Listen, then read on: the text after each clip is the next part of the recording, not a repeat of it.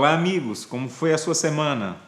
Espero que tenha sido uma bênção na presença de Deus, que essa semana tenha levado você a tomar decisões poderosas ao lado do Senhor.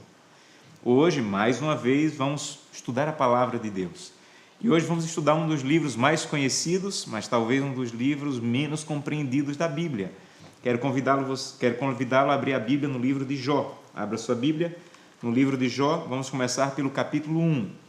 E como fazemos todos os dias, nós vamos começar falando com Deus. O autor da Bíblia precisa ser consultado sempre antes de estudarmos a sua palavra. Feche os seus olhos, vamos fazer uma oração. Querido Pai, nós mais uma vez estamos com a tua palavra aberta, dispostos a ouvir a tua palavra, falando ao nosso coração. Primeiro Deus, é a decisão que estamos tomando essa semana. Que a mensagem de hoje nos ajude a reforçar essa decisão. É o que te pedimos em nome de Jesus. Amém. Jó, capítulo 1, a partir do verso 1, diz assim: Havia um homem na terra de Uz, cujo nome era Jó, homem íntegro e reto, temente a Deus e que se desviava do mal. Verso 2, nasceram-lhe 7 filhos e 3 filhas. Possuía 7.000 ovelhas, 3.000 camelos, 500 juntas de bois, 500 jumentas. Era também muito numeroso o pessoal ao seu serviço, de maneira que este homem era o maior de todos os do Oriente. Essa é a história de Jó. E eu não sei se você percebeu, mas Jó é apresentado no livro como um homem. Não é um super-homem. Não é um homem inacessível. É um homem, assim como você. Quando fala homem aqui, está falando da humanidade, era um homem comum, como você é uma mulher, como você é um homem. Em outras palavras, o que Deus está dizendo para você é: Jó era um homem comum, o extraordinário é o Deus de Jó. O Deus de Jó é extraordinário. E o Deus de Jó é o teu Deus. As lutas que Jó enfrentou, em um momento ou outro, você pode enfrentar também, mas o Deus de Jó vai estar do teu lado. Depois de apresentar Jó como um homem, a Bíblia diz que Jó era um homem que possuía riquezas, e eu não sei se você notou, mas cada versículo apresenta uma riqueza de Jó. Verso 1, ele diz que Jó era íntegro, reto, temente a Deus e que se desviava do mal. Pensa comigo, uma pessoa íntegra, reta, temente a Deus e que se desvia do mal, é rica em qual aspecto da vida? Exatamente, no aspecto espiritual. Verso 2, Jó tinha 10 filhos. E o texto diz que Jó acordava de madrugada para interceder pelos filhos, que os filhos de Jó se davam bem porque faziam festa um na casa do outro. As filhas de Jó eram tratadas de maneira digna.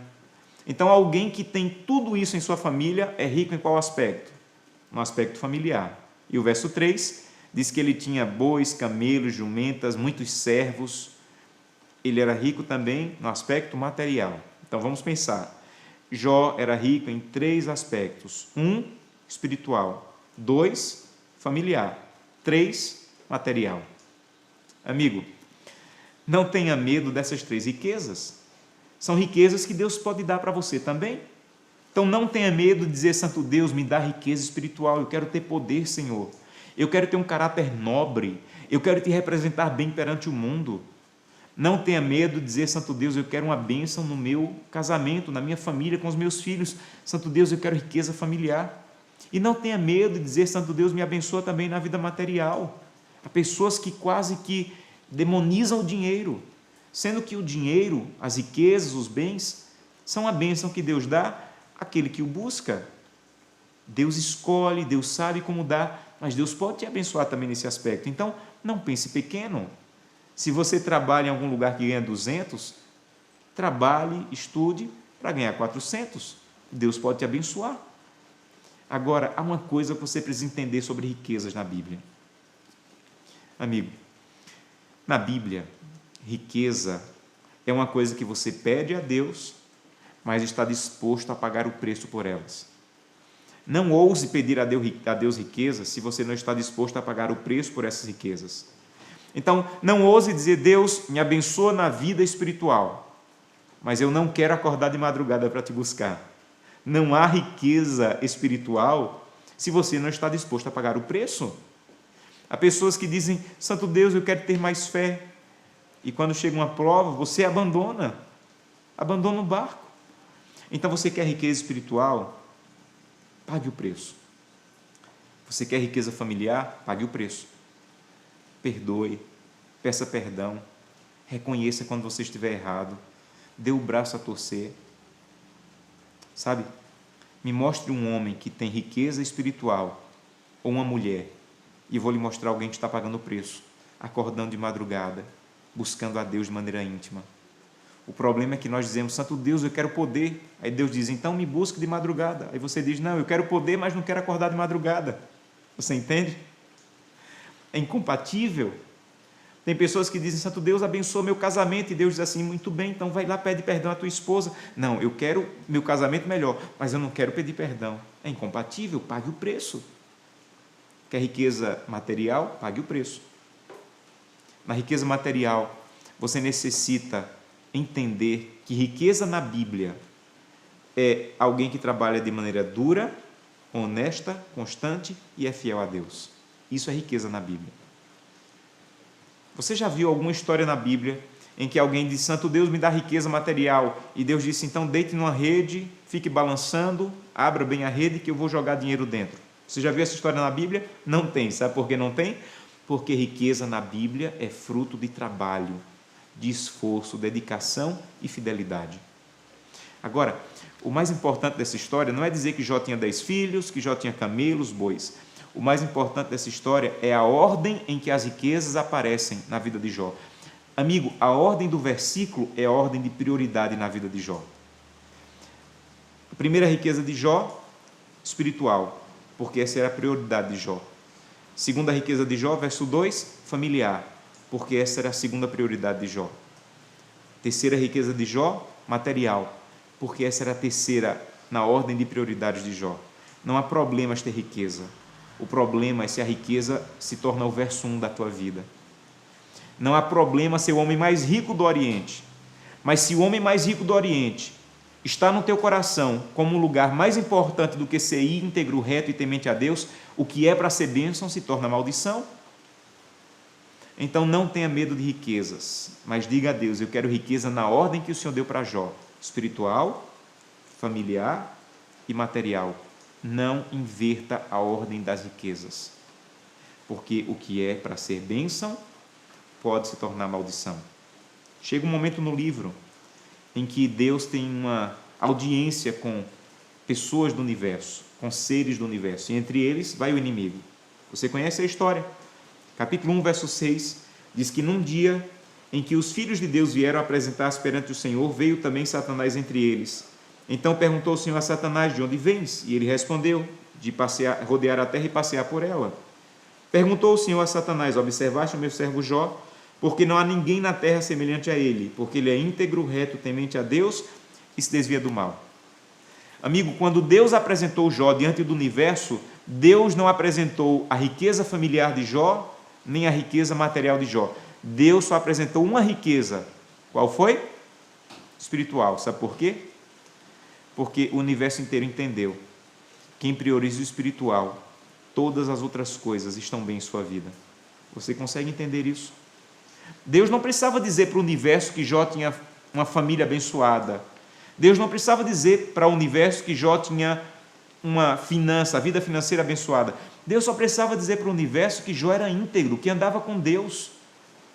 Jesus falou a mesma coisa no Novo Testamento, quando disse de maneira muito clara, coloque em primeiro lugar o reino e todas as outras coisas serão acrescentadas. Priorize a prioridade e Deus vai te abençoar. Mas chega um outro momento decisivo no livro, quando Deus permite que Satanás toque nas coisas de Jó. Você conhece a história? Está no capítulo 1, verso 13. Diz assim: sucedeu num dia em que os filhos e filhas de Jó comiam, bebiam na casa do irmão mais velho. Então veio um mensageiro a Jó e lhe disse: os bois lavravam, as jumentas apacentavam. De repente vieram sobre eles os sabeus, mataram todos, só escapei eu para trazer a notícia. Falava ainda este, quando veio outro e disse: caiu fogo do céu, matou todos, só escapei eu para trazer a notícia. Matou todos os bois e os camelos e só escapei eu. Ainda falava este, quando veio um outro e disse, estavam os irmãos todos reunidos na casa do mais velho, quando veio um grande vento do lado do deserto, caiu sobre eles, só escapei eu para trazer a notícia. Sabe o que o verso 20 diz? Que Jó se levantou, rasgou seu manto, rapou a cabeça, lançou-se terra e adorou, e disse, nu saí do ventre da minha mãe e não voltarei. O Senhor deu, o Senhor tomou. Bendito seja o nome do Senhor. Sabe, capítulo 1, verso de 1 a 3. Quando Deus deu, em que ordem Deus deu? Você lembra? Espiritual, familiar e material. Mas eu não sei se você notou, quando Satanás tocou nas riquezas de Jó, a ordem das riquezas se inverteu. A primeira riqueza que Jó perdeu, material. Perdeu tudo na vida material. Segunda riqueza que Jó perdeu, familiar. Perdeu quase tudo na vida familiar, só lhe restou a esposa. E todos os outros 42 capítulos do livro é Jó dizendo, eu perdi tudo na vida material, eu perdi quase tudo na vida familiar, mas eu não abro mão da vida espiritual. Se você não entender isso, você não entende o livro de Jó. O livro de Jó é uma autodefesa de Jó da sua vida espiritual. Ele diz, o inimigo pode ter tocado nas minhas finanças, o inimigo pode ter tocado na minha família, mas não é permitido ao inimigo tocar na minha comunhão. Não é permitido ao inimigo tocar na minha intimidade com Deus. Você precisa entender isso.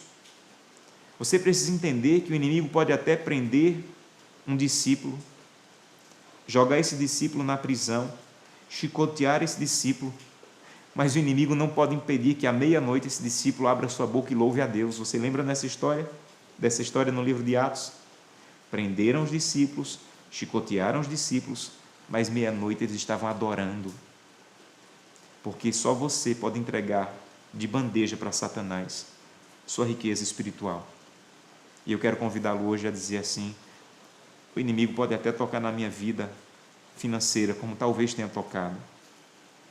O inimigo pode até tocar na minha vida familiar, é duro, mas pode acontecer. Mas eu não abro mão da minha vida espiritual.